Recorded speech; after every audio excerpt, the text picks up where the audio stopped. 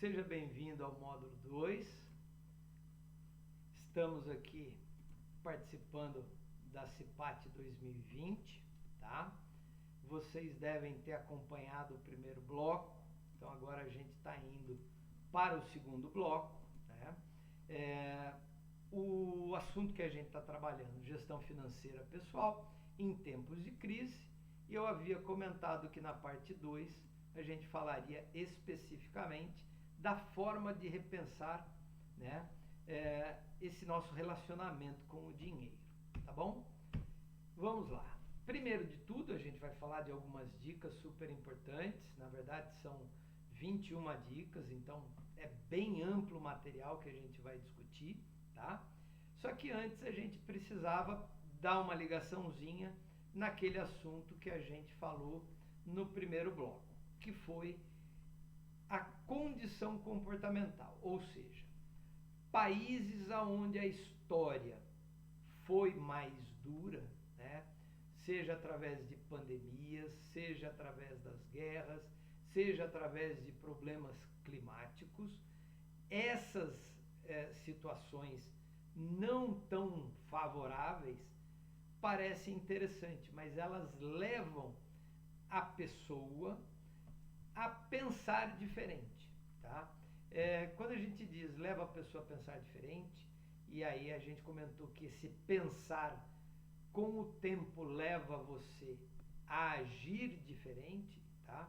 Então, países onde foram formados em momentos de crise ou com muitas condições favoráveis a crises, essa pessoa, esse grupo de pessoas, ele trabalha muito melhor com o dinheiro do que quando você comparar com países que foram formados em uma facilidade, ou seja, pegando o Brasil, temos fauna, né, farta, temos uma flora farta, a gente tem uma condição climática favorável, então tudo isso, todas essas facilidades nos levam, com o passar do tempo, a ter um comportamento não muito saudável relacionado ao dinheiro, tá? A gente vai ver como isso acontece. Bom, primeiro de tudo, primeira grande dica, né, está relacionado à condição do comportamento. Então, conheça qual é o seu modelo mental, tá? Conheça qual é o seu perfil. O que a gente quer dizer com isso? Basicamente, nós temos 4 tipos de perfis. O primeiro perfil é o perfil da pessoa gastadora, tá? O que significa isso? É você incorporar essa situação e gastar até o ponto de você romper uma condição que você pode manter e você começa a entrar em um segmento chamado devedor, tá? Então, o primeiro perfil, ele sai do perfil gastador, que é um perfil conhecido, e ele vai para o perfil devedor, ou seja, o pior extremo quando a gente fala do aspecto dinheiro, tá? Então, eu gasto muito mais do que eu ganho, tá? É essa pessoa que tem essa condição devedora, tá? Então ele faz contas e mais contas e mais contas e não faz ele não se importa muito em pagar essas contas que ele vem fazendo com o passar do tempo. Isso é o perfil devedor. O perfil gastador é aquele que gasta na medida do que ganha, ou seja, ganha 1.000, gasta 1.000, ganha 2.000, gasta 2.000, tá? Então ele não vai além do que ele ganha, mas tudo que ganha, ele consome, tá? É o que a gente pode dizer do perfil gastador. Depois nós temos o perfil poupador, que é aquela pessoa que trabalha, recebe e consegue gastar algo e consegue manter algo. E ele põe guardadinho ali na sua carteira, ou antigamente a gente costumava dizer, guardava embaixo do colchão, né? Mas ele poupa. ele pode pôr numa canequinha, ele pode pôr num cofrinho, ele pode pôr na carteira, ele pode pôr embaixo da cama dele, né? E aí, em um momento de necessidade, ele pode fazer uso deste material, deste dinheiro. Então, ele tem algo em reserva. É melhor esse perfil? Sim, esse perfil já é melhor do que os dois anteriores. Se você analisar o perfil do europeu, já batizado por várias e várias crises, né? Já sofrido muito, né? Passou por guerras, passou por pandemias, passou por grandes problemas climáticos, então você tem ali uma condição de poupador. É aquela pessoa que planta, colhe e guarda, né? Ele guarda para um dia de necessidade. O mesmo ele faz com o dinheiro. E aí nós temos o quarto perfil, que provavelmente, em análise mais profunda, seria o melhor perfil, que é aquele perfil onde ele recebe, ele gasta algo, ele poupa, e aí, olha que interessante, além de poupar, ele investe. Porque poupar nada mais é do que você guardar o dinheiro que não usou. Guardar numa carteira, guardar numa caixa, guardar dentro de uma lata, tá? Guardar num cofre. Isso é o poupador. O investidor é você pegar esse dinheiro que você poupou e você guardar esse dinheiro, você apresentar esse dinheiro para alguém, ou um banco, ou uma financeira, ou uma empresa. Então ele vai dar o dinheiro e vai receber mais em um futuro, tá? Isso significa investir. Ele vai pegar aquilo que ele poupou, vai emprestar para alguém ou uma empresa, né? E esse alguém em um futuro vai dar retorno para ele maior do que ele emprestou, tá? Então ele pode ir para uma bolsa de valores, ele pode comprar qualquer produto, seja ele de renda fixa, seja ele de renda variável, tá? E por aí vai, tá bom? Então, antes de tudo, conheça qual é o seu perfil. Esse seu perfil, ele foi moldado pela sua vida, tá? Se você hoje tem um perfil devedor, provavelmente ele vem, né, sendo montado com o passar do tempo e provavelmente ele foi montado por uma relativa facilidade. Então, é você perder o controle daquilo que você ganha naquilo que você gasta, tá? Então, isso é muito complexo. O perfil gastador é aquele que ganha e gasta exatamente a mesma coisa. O poupador é aquele que ganha, gasta, mas guarda. O investidor é aquele que ganha, gasta, guarda e faz o dinheiro crescer ainda mais, tá? Isso é muito interessante. Conheça primeiramente qual é o seu perfil. Depois, busque um equilíbrio, né? Essa condição, eu gasto tudo. Puxa, isso é muito triste. Ou eu guardo tudo. Isso também é muito triste. Então, essa condição entre a avareza, né, e o perdularismo, ela é muito difícil de você conseguir, tá? Então, assim, vou gastar tudo. Eu sou, né, estou do lado, então, ó, só para você ter ideia, estou aqui do lado esquerdo. Então, caso eu gaste tudo que eu ganho, eu estou tendendo para o lado do perdularismo. Caso eu guarde tudo aquilo que eu ganho, eu estou tendendo para o lado da avareza.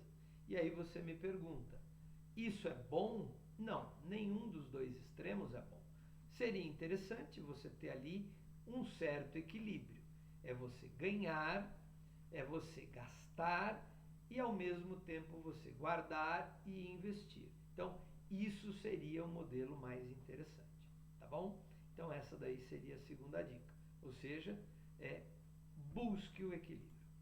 Terceira grande dica, a gente está falando do evite parecer rico hoje com o dinheiro que você não tem. É interessante a gente perceber que pessoas que realmente têm muito dinheiro não fazem questão de aparentar este seu muito dinheiro, tá? Geralmente quem quer aparecer com a falta do dinheiro, né? Desculpa, quem quer aparecer com a possibilidade de ter o dinheiro é aquele que tem falta do dinheiro, tá? Então é muito triste você ver uma pessoa que não tem todas as posses que ele gostaria, mas ele ostenta como se as tivesse, tá? Então isso é muito complicado, tá? Isso aí te leva a uma condição de futuro completamente, né, inconstante, tá bom? Equacione as receitas e despesas. Foi o que a gente já falou no dia de hoje, tá? Então você vai ter que tentar manter, né, essa condição entre entrada, aqui você tem a entrada de dinheiro e aqui você tem a saída de dinheiro. Se a sua saída é maior do que a entrada, a sua fonte vai secar, ou seja, a sua reserva vai secar, tá? Se você mantém um equilíbrio entre a entrada e a saída, o que significa? Entra 100, sai 100, tá bom. Pelo menos eu vou ter ali um limite, eu tenho uma segurançazinha. Se o que entra é igual ao que sai e eu já tenho, né, tecnicamente uma reservinha, ela vai se manter por esse período que você conseguir manter a entrada igual à saída. Já no caso onde a entrada é maior do que a saída, tá? Isso é a melhor das situações. Por quê? Se você consegue viver com este pouco e aqui na entrada você tem muito entrando, consequentemente a sua reserva ela aumenta período a período, tá? Então cada mês que passa, cada ano que passa, a sua reserva é maior, tá? E isso com o passar do tempo te dá mais e mais segurança, tá bom? Vamos lá para a próxima dica, né? Então assim, é o que a gente já falou, equacione ali as receitas e despesas para que você não sofra, né, esse momento de desespero ou não termine o mês naquela condição onde nem fui e nem fiquei, né? Então é o famoso empatei. Isso é muito ruim também no longo prazo, tá? E aí a melhor situação seria aí assim a terceira, aonde você consegue administrar uma reserva e essa reserva cresce com o passar do tempo. É interessante a gente perceber nessa próxima dica a palavra poupar, né? Então assim, aprenda a poupar cedo. O que significa isso? A gente tem que ensinar para os nossos filhos que a poupança é algo nobre, mesmo em um país de fartura como é o nosso, tá? Mesmo em tempos de fartura como é o nosso tempo, né? Então ninguém precisa lutar por um pedaço de carne. A gente vai no supermercado e compra, né? Mas já passamos ou já passaram por essa época onde a gente precisava brigar por um pedaço de pão, um pedaço de carne, tá? Então, aprender a poupar, e aí poupar de uma forma ampla, né? Seja, vou poupar eletricidade, eu vou poupar energias, eu vou poupar 1001, né? A água. Então, assim, a gente tem que entender que o recurso financeiro, né? Ele é um recurso finito dentro ali de uma condição, tá? Então, precisamos ensinar os nossos filhos, quanto mais cedo possível, que ele deve ter uma mentalidade de poupança.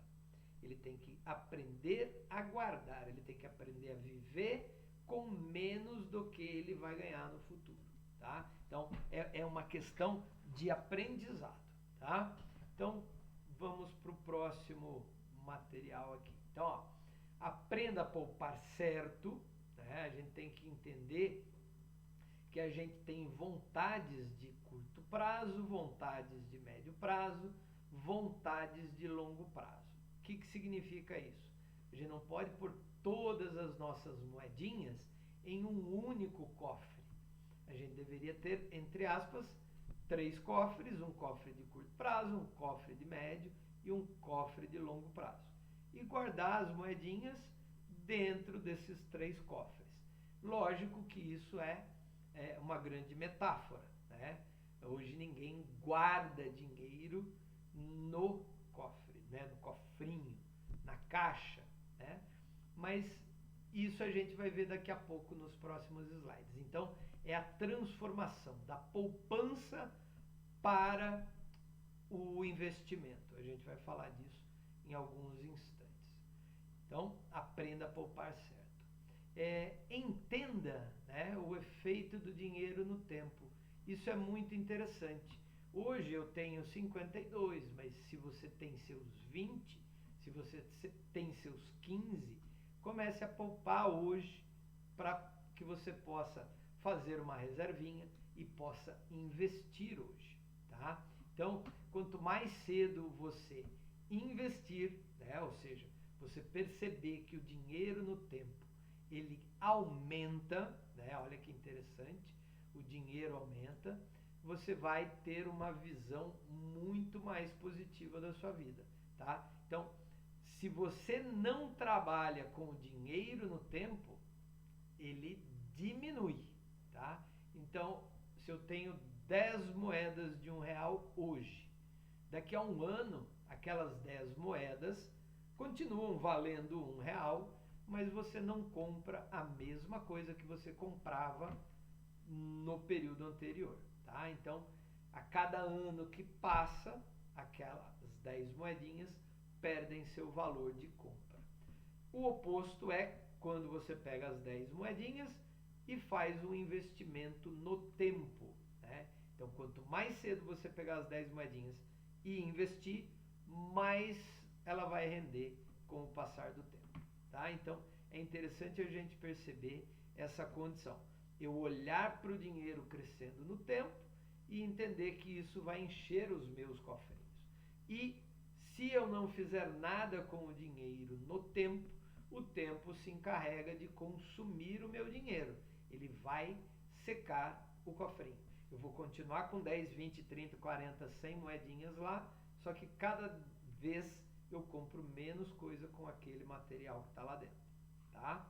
Então, entenda o efeito do dinheiro no tempo. O que significa isso? É você perceber que, com o passar do tempo, o dinheiro, né, trabalha a seu favor. Ele começa aqui numa inclinação muito pequenininha e aí, conforme os anos passam, de repente o seu dinheiro começa a render muito em pouco tempo, tá? Então, isso é interessante também a gente perceber bastante cedo essa condição do dinheiro no tempo. Faça um planejamento financeiro sustentável. O que significa isso? É você olhar para as suas 3 grandes fases, né? Essa fase de primeira idade, né? Ou seja, você é um adolescente, você é um jovem bem posicionado, ou seja, você já é um jovem que faz uma faculdade, está terminando ou já terminou, está trabalhando, recebe seu salário e vive relativamente bem, tem ali as suas atividades, faz aquele mínimo necessário, faz até um pouquinho mais do mínimo, né? Sai, passeia, se diverte, faz uma viagem, vai para um restaurante, vai jantar, só que também tem condição de poupar e investir. Ou seja, o jovem, né, que vai pensar nessa condição de poupança e investimento, ele vai ser provavelmente um adulto, né, bem posicionado financeiramente, e esse adulto bem posicionado, mantendo essa visão de gasto menor do que o ganho, né, e poupança e investimento, com o passar do tempo, ele será um senhor em sua terceira idade, em condições muito saudáveis, né, a nível financeiro. Então, significa você ter uma juventude, a maturidade e a sua terceira idade bem posicionado financeiramente, né? Para isso eu preciso ter sim, né, aí no caso, uma nova dica, né? Dica de número 9. Tenha um projeto de vida. Para que eu preciso ter um projeto de vida? Na verdade, o projeto de vida ele acaba servindo para te dar uma visão de futuro. Aonde eu quero chegar, né? Eu quero ser um adulto que dorme no banco da praça ou eu quero ser um adulto que tem ali uma possibilidade de ter uma saúde adequada, um conhecimento adequado, pode fazer ali, né, as suas idas e vindas, né, dentro de uma condição financeira, tá? É esse desenho que você vai ter que escolher.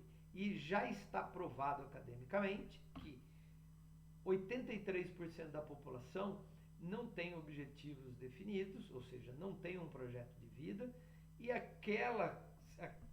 aquela pessoa que recebe um salário referência de número 1, né? No caso, 14% da população com objetivos e isso lhe confere o salário de referência 3. E apenas 3% da população com objetivos definidos, escritos, e aí, como consequência, ele vai ter um salário referência 10 vezes maior do que o primeiro caso, tá? Então, ter um projeto de vida é você ter desenhado os seus objetivos para aquelas saúdes que a gente falou. Sua saúde física, o que você deve fazer? Sua saúde intelectual, sua saúde acadêmica e por aí vai, tá? Então vamos lá. Ter um projeto de vida nada mais é do que ter um grande mapa para que você possa buscar a sua saúde, né, ampla em todas aquelas suas vertentes de uma forma equilibrada, tá? Então vamos lá. Outra grande dica, conheça as armadilhas das compras, né? É muito interessante a gente perceber que a gente ainda é enganado, tá? E muito enganado pelo processo de compras. Por quê? Quando a gente escuta determinadas palavras, e aí olha que interessante, a palavra urgência, a palavra escassez, a palavra antecipação, a palavra exclusividade, a palavra prova social, o que significa isso? Quando alguém chega para você e fala assim, olha, se você não comprar agora, vai acabar. Ele está falando o quê? Qual palavra que ele está usando? Ele está usando a palavra escassez. Então, esse gatilho mental, essa palavra escassez entrando na sua cabeça, vai te levar de uma forma muito forte a realizar a compra sem pensar, tá? Exclusividade, né? Ah, puxa, só você vai ter essa roupa. Então, você também é levado a comprar de uma forma muito mais dura do que você faria pensando ou não ouvindo essas palavras, né? Então, a gente tem que entender que esses gatilhos funcionam contra a gente, tá? Então, a gente precisa saber bloquear, blindar o nosso pensamento para que a gente não consiga cair, para que a gente não caia nessas armadilhas da compra, tá? Use a tríade do sucesso. O que significa isso? Faça 3 perguntas. Vou fazer uma compra, né?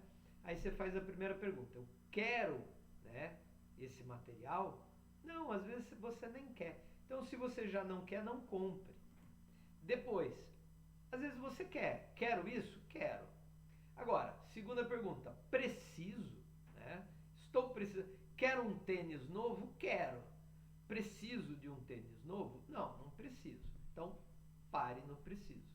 Agora, quero um tênis novo, preciso um tênis novo. E a próxima pergunta é, comprar um tênis novo, né? Então, quero um tênis novo, vou para de baixo. Preciso de um tênis novo. Posso comprar um tênis novo? Não, não compre, tá? Então, se você descobrir em algum momento, né, que uma das respostas é não, não quero, não vai comprar. Não preciso, não vai comprar. Não posso, não vai comprar, tá? Por quê? Porque isso está ligado aos 3 elementos, né? O elemento desejos, ao elemento necessidades e ao elemento possibilidades. Às vezes você tem desejo, mas não tem necessidade. Às vezes você tem desejo, necessidade, mas não tem possibilidades para comprar, tá? Então, essa tríade do sucesso também é uma grande dica para que a gente possa ter mais gestão dos nossos coitadinhos, né, reais. Então, fuja das influências externas, né? O que significa isso? Você vai lá, trabalha, compra a sua pequena motinha e aí você está muito feliz e descobre que dentro da sua família tem alguém que comprou uma outra moto maior que a sua e aí você não fica tão feliz quanto você estava. E aí o pior acontece. Você descobre que dentro da sua empresa alguém comprou uma melhor e aquilo que você já estava meio triste, né, começa a ser potencializado. Aí alguém na sociedade compra uma melhor ainda e aquilo que lá no começo te fazia feliz, agora te faz triste. Por quê? Você está comparando aquilo que você conseguiu comprar com aquilo que alguém dentro da sociedade conseguiu comprar num padrão diferente do seu. E aí você é levado a vender essa num momento oportuno para comprar essa, vai vender essa para comprar essa, vai vender essa para comprar essa. Só que o interessante é o seguinte, você não pode comprar nenhuma das de cima, com exceção dessa daqui, tá? Então, isso é extremamente vivo nas nossas vidas, no dia a dia, tá? Então, a gente compra algo, gosta, foi suado, foi difícil, e segundos depois, a gente perde toda a magia em função de um outro alguém que tem melhor do que o seu, tá? Só que a gente não pode comparar, porque provavelmente o padrão dele é diferenciado do seu, tá? Então, a dica de número 13, né? Conheça o custo do crédito, né? O cartão de crédito, o cheque especial, ele realmente traz problemas para a sua gestão. Então, a gente tem que conhecer muito bem, a gente tem que saber usar muito bem, porque se você entra em um momento, né, mesmo que pequeno, às vezes pode não te dar chance de você sair dessa bola de neve do crédito, tá? Então, vale a pena você conhecer. Aí você vai falar, puxa, mas estão trabalhando nessa condição. Sim, estão e a nosso favor, tá? Então, os bancos estão oferecendo menores, né, taxas para você gerenciar os seus cartões de crédito e o seu cheque especial. Só que ainda é bastante alto. Vai melhorar no futuro? Provavelmente sim, tá? Mas vale a pena a gente conhecer essa condição de crédito. Conheça um mínimo da matemática financeira. Tem um básico que você não pode ficar sem, tá? Tenha uma boa calculadora. Hoje você pode pôr dentro do seu celular um simulador, né, um aplicativo de calculadora financeira e ele vai te ajudar a fazer contas muito interessantes para que você não seja enganado no seu dia a dia, né? Para você tomar um empréstimo ou tecnicamente para você comprar a prazo. Então é bastante interessante que você conheça o mínimo necessário da matemática financeira já para te dar um grande suporte. fuja de maus investimentos, né? A gente costuma dizer jogar, né? Caderneta de jogar, por exemplo, Mega Sena ou loteria, essas coisas, né? Não são bons investimentos, na verdade nem são investimentos. Consórcios, capitalização, você comprar um imóvel, você comprar uma moto, você investir na poupança, não são bons investimentos, tá? Pelo contrário, são ruins, né? Te fazem perder ao longo do tempo. Então, faça bons investimentos, procure bancos, procurem corretoras que vão te dar suporte a montar e a gerenciar uma carteira de investimentos que seja a mínima, tá? Com pouco dinheirinho que você tenha, ela, corretora, ou ele, banco, deveriam te dar suporte. E aí você me fala, puxa, mas eu vou no banco, ele me oferece produtos que geralmente são bons para eles. Perfeito, eu concordo, tá? Geralmente bancos, os produtos oferecidos, às vezes, são mais interessantes para o próprio banco do que para o correntista. Já as corretoras trabalham com foco no correntista, tá? Então é interessante a gente saber que existem bons investimentos por aí, basta a gente procurar. É interessante uma nova filosofia de vida, né? Viva mais e tenha menos. O que significa isso? Aquela condição inerente ao ser humano, que seria a propriedade, né? Eu quero ter uma casa, eu quero ter um apartamento, eu quero ter um carro. Isso está caindo em desuso com o passar dos anos, tá? O que a gente quer dizer? Casas muito grandes estão sendo substituídas por pequenas casas, por vilarejos, né? Montados especificamente para vocês gastarem menos, né? Gastarem apenas o necessário, tá? Então, se você tem uma casa pequena, condensada, né? Você tem ali 2, 3, 4 ambientes em um só, você deixa de usar 1001, né, lâmpadas, energia ou mesmo ar-condicionado. Então, assim, é bastante interessante você pensar em uma vida um pouco menos consumista, tá? E aí é interessante você perceber o seguinte, né?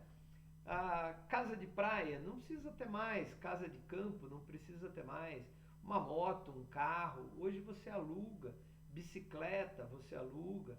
Então é interessante você perceber que você não precisa de patrimônio, que são os famosos passivos, que consomem o nosso dinheiro, e dá lugar, né, para você gastar com os ativos, ou seja, você vai fazer bons investimentos com aquele dinheiro que você compraria uma casa, tá? Então faça um bom investimento com o dinheiro que você compraria uma casa.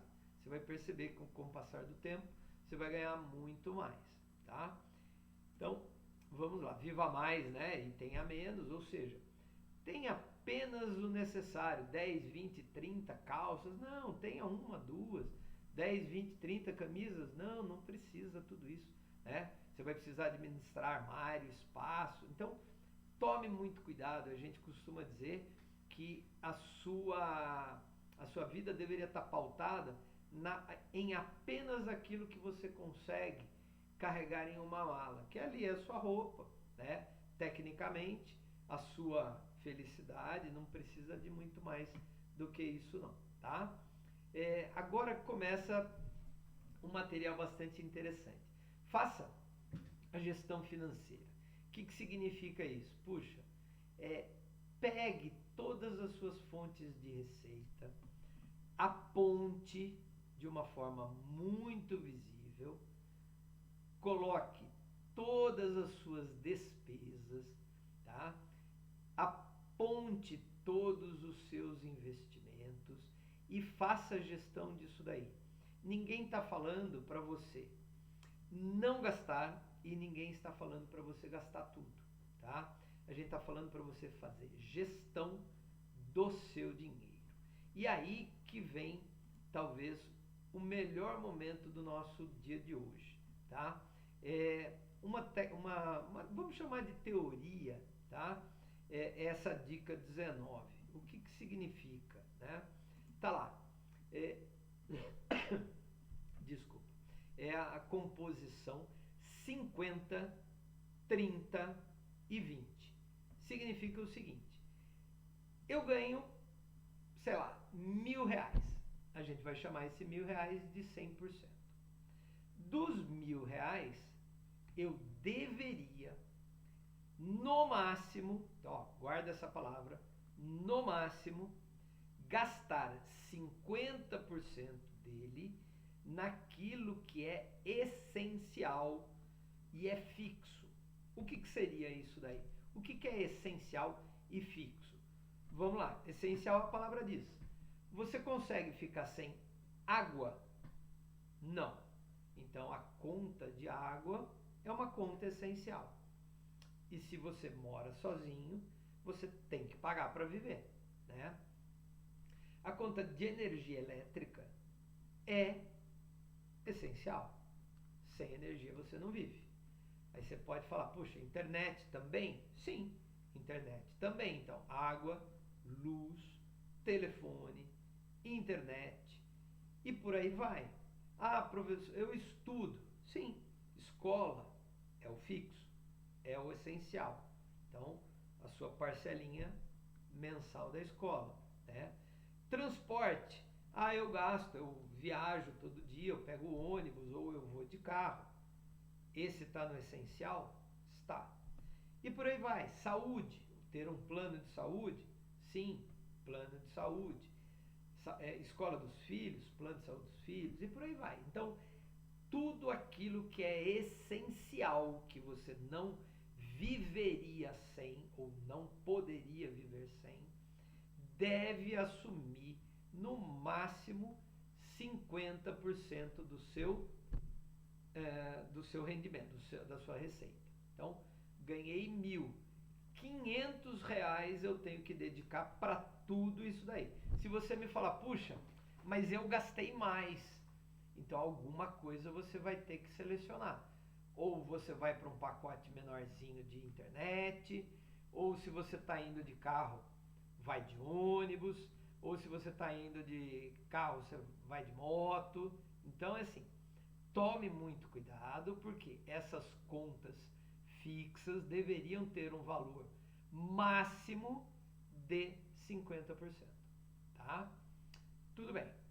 Depois vem os outros 30. O que é esse outros 30?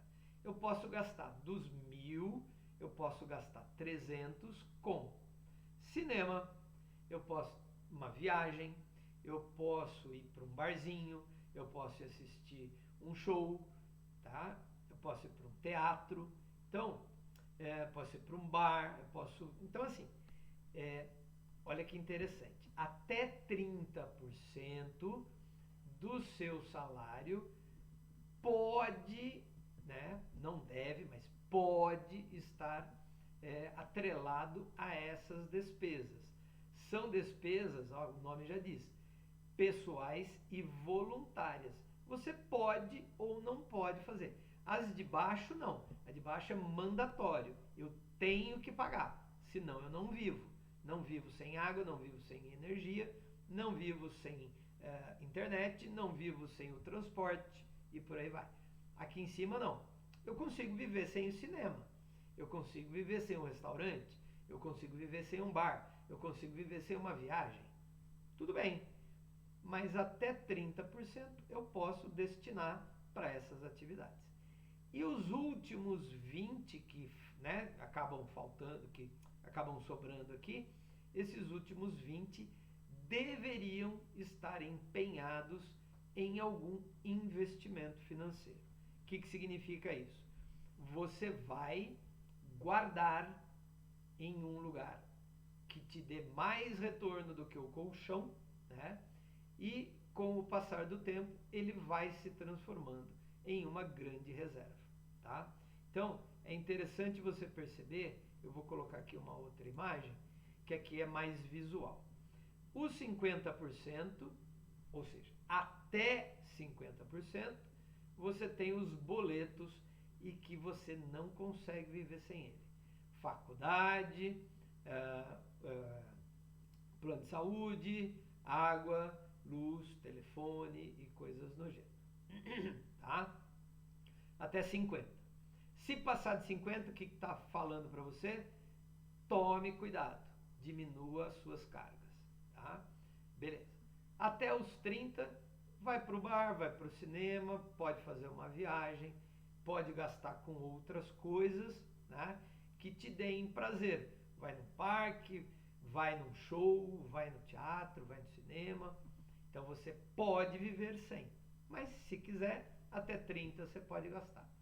E os 20, não, 50, 30 dá 80, me falta 20 aqui dos 100 que eu ganhei, eu devo empenhar em ativos financeiros.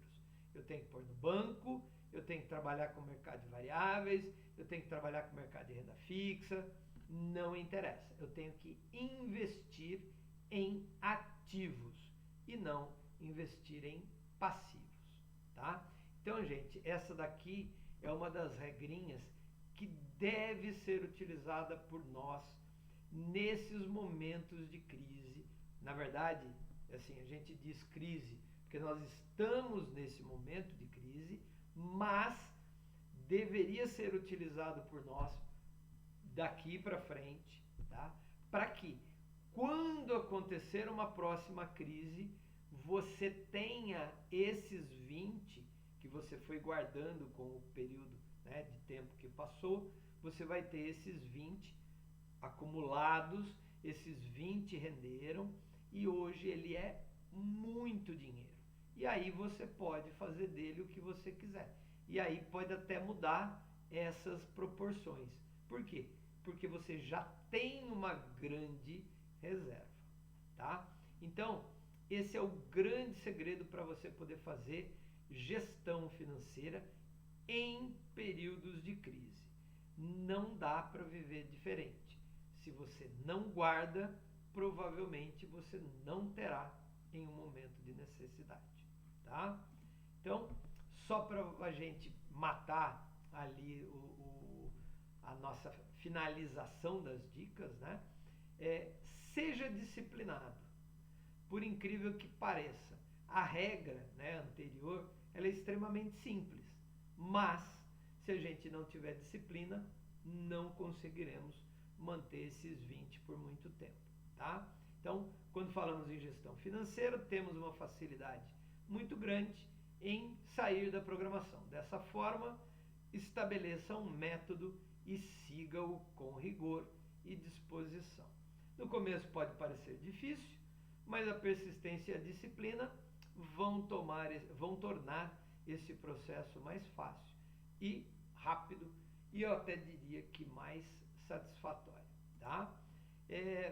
A 20ª dica, né? Viva bem, né? Perfeito.